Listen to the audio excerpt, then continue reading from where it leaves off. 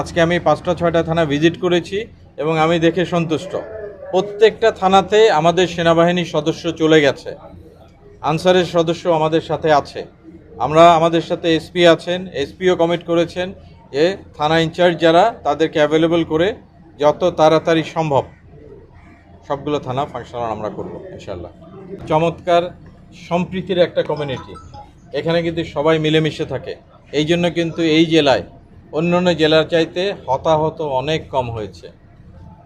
So এই বিউটিটা, এই সৌন্দর্য দেখার জন্যই কিন্তু সবাই আসে। আমি অবশ্যই কক্সবাজারবাসীকেও ধন্যবাদ দিতে চাচ্ছি যে তারা যে ধৈর্য সহকারে আমাদের সাথে ছিল, আমাদের কোঅপারেট করেছে এবং এই কার্যক্রম যেন তারা ভবিষ্যতেও চলমান রাখে।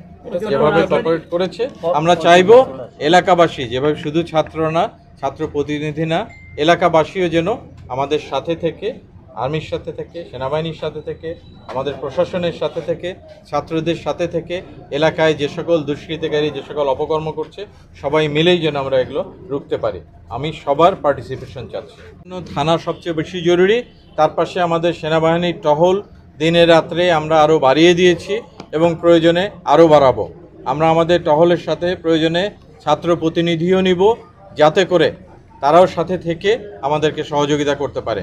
এখানে শুধুমাত্র আর্মি একা পারবে না, আমাদের জনগণের সহযোগিতা, এই সমাজে যারা আছেন তাদের সহযোগিতাও দরকার আছে।